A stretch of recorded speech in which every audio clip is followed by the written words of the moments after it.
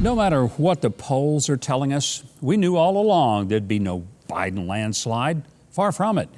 The pollsters failed spectacularly to predict the voting behavior of our broken country, as we showed an unresolvable split among ideological lines. And now that it's obvious what's really happening, all in line with the Democrats' stated plan of never conceding and counting every ballot, whether or not it corresponds to an actual voter. Trump's lawyers are fighting for the real votes to count as opposed to the other ones. The Trump campaign is filing suit in Michigan to make them stop counting ballots until Republicans are allowed to see the process, which has been hidden from them. And according to the Daily Caller, Trump's attorneys have also filed suit in Georgia, where the outcome remains up in the air, and the support, as measured by the ballots, is virtually split right down the middle. Nevada is also still pending as of Wednesday evening. There was a slight difference of only about 8,000 votes between Joe Biden and Donald Trump. The continuing count goes on, and at noon Eastern Time Thursday, another batch of who knows how many ballots is supposed to have been counted. It's impossible to imagine that Nevadans want to elect a candidate who is more than ready to shut down their state, especially considering its huge dependence upon tourism and entertainment. The first shutdown just about wrecked them, and President Trump understands what another one would mean. As of late Wednesday, the ballot count showed Trump and Biden essentially tied in Nevada with 49% each.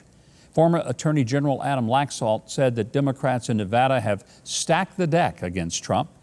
They changed the rules within 90 days of the count, and GOP poll watchers aren't allowed to watch the all-important process of signature matching or flag any of the nearly 400,000 mail-in ballots that are being counted.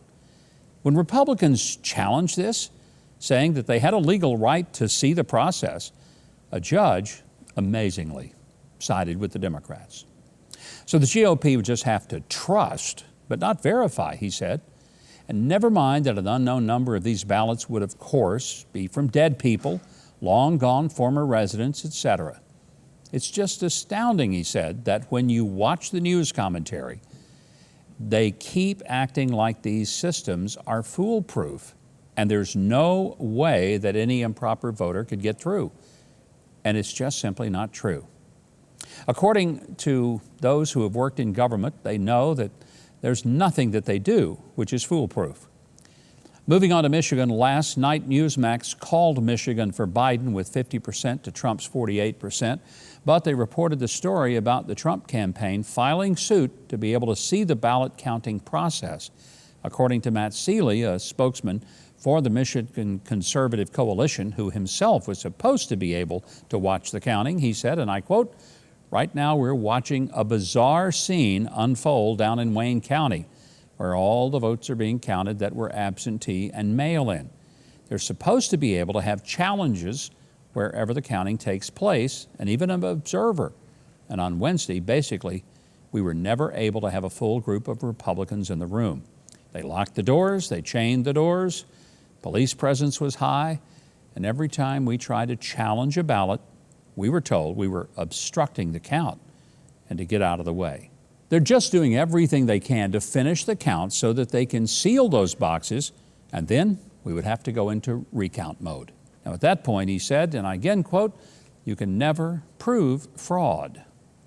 Well, a recount is just that. It is a count.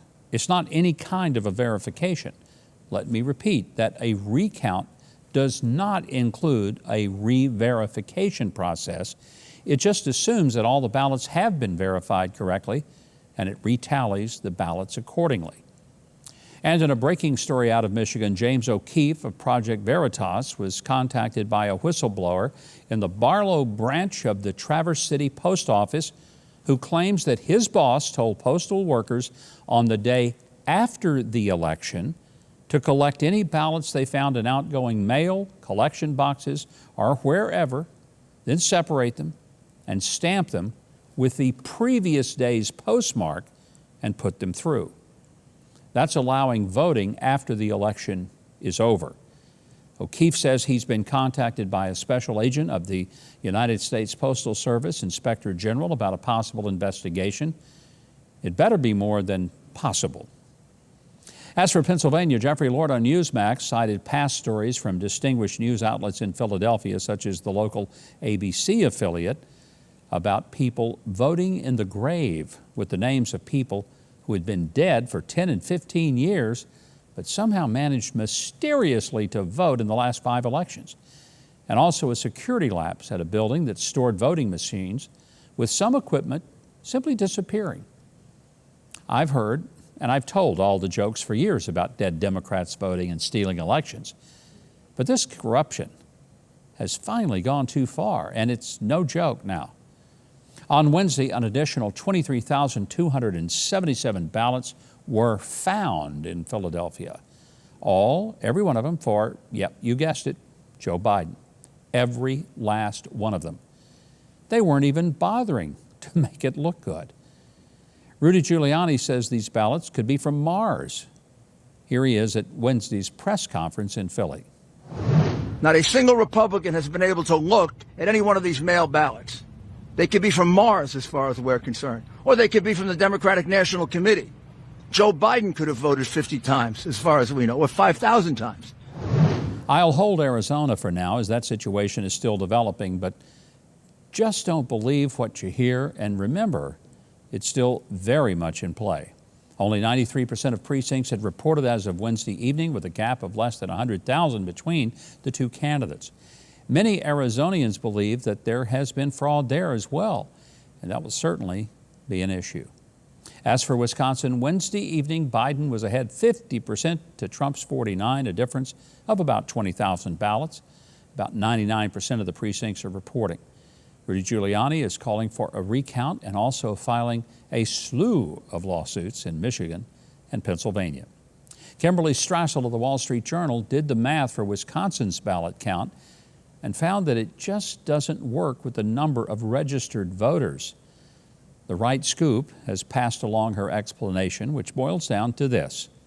Wisconsin claims an 89% turnout. In order to get to that, Wisconsin would had to have had 900,000 same-day registrations. Now, same-day registration is legal in Wisconsin, but what is the likelihood of that many showing up on Election Day to register? 900,000. I think it's absolutely reasonable to ask, what the heck is going on with this? She asked, and so do I.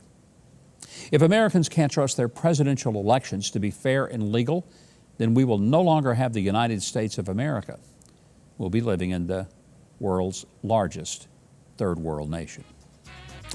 Well, thanks for watching, and if you enjoyed that video, please consider subscribing to the channel below and clicking the notification bell. Please leave a like and a comment, and share this video as well if you really enjoyed it.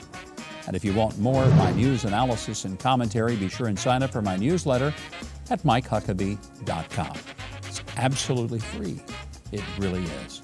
And that's it for this edition of The Breakdown. I'm Mike Huckabee.